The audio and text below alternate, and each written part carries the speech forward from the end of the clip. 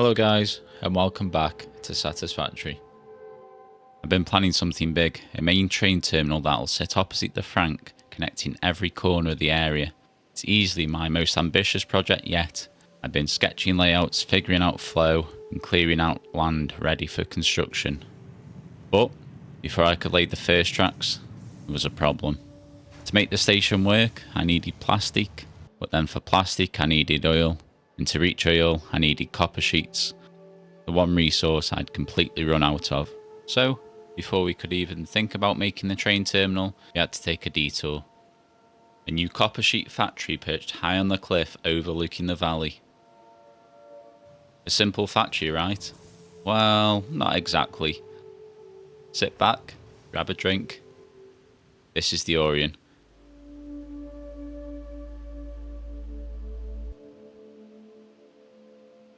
The copper node in question was tucked right on top of the cliff.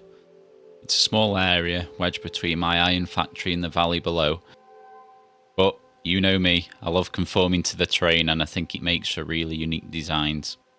So the plan was to keep it compact, minimalist copper sheet factory that'd be the stepping stone for our next big build, the train terminal. So I started off by carving out a clean platform along the cliff edge, just enough space to work without losing the natural shape of the terrain. So we've recently added a infinite zoop mod. Naturally, I wanted to try and use a circle within this build.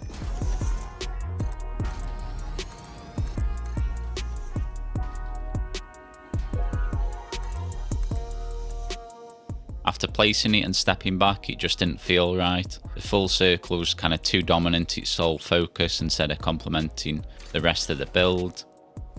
So I trimmed up the circle, made it blend into the foundations a little better, still conforming to the terrain.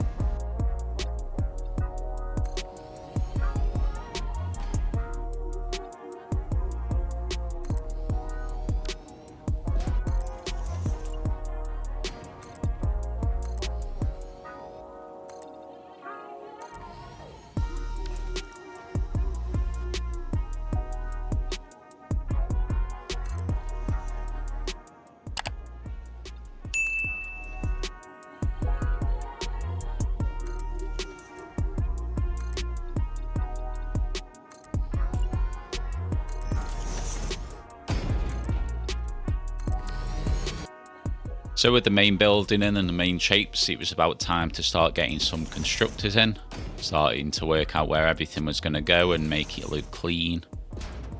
And that's when I realised I'd forgotten the smelters. This is the worst! Yeah, copper sheet needs ingots and ingots need smelters, and I hadn't left space for them. But it wouldn't be one of my builds if I hadn't forgotten something that to kind of jam in at the end. So we had a bit of an open space in the lobby area, and instead of putting the machines directly on the floor, I raised up the floor by 1 meter just to give it a bit of texture, a bit of interest. And honestly, even though it wasn't planned at all, I think this is probably one of the favourite parts of any factory, to be honest, this little smelter area. You know, sometimes the best parts of a design come from mistakes. So don't be afraid to make mistakes, it's just about learning from them. Which I definitely won't, and will definitely forget something in the future. So once this structure was kind of 90% of the way there, we got the constructors and the smelters in. It was time to finish up putting the glass in.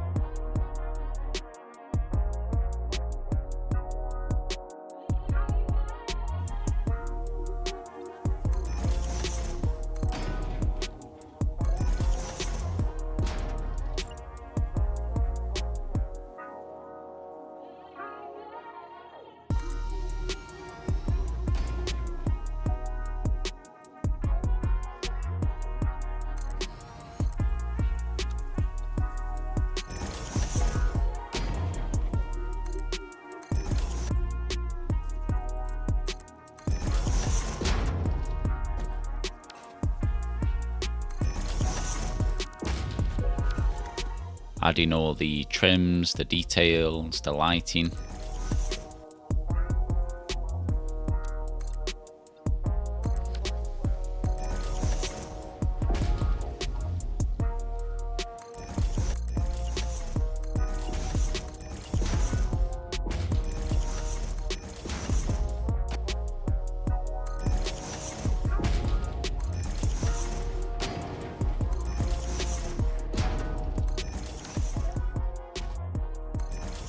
And with everything connected and running smoothly, the Aurion was complete.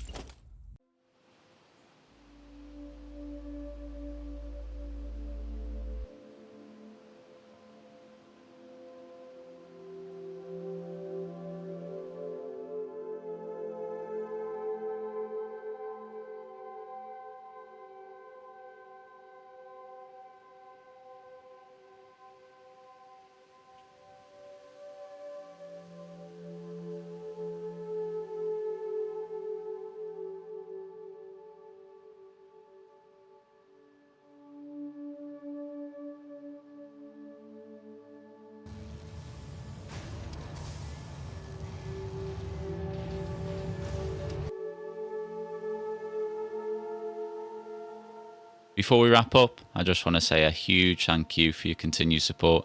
Every comment, every like, every new subscriber really does mean the world to me. We're so close to 5,000 subscribers now, and honestly, I can't believe how far this channel's come already. A special thank you to the Patreon members, you guys are awesome. So, with the Aurion finished and our little detour out the way, I can go ahead and set up a temporary oil production in between episodes. And then it's time for the big one. The main train terminal. A massive transport hub opposite the Frank, connecting every corner of the world.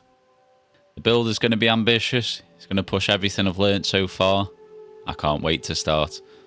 It's all out of the way. I really can't wait to see you in the next episode. Ginge, out.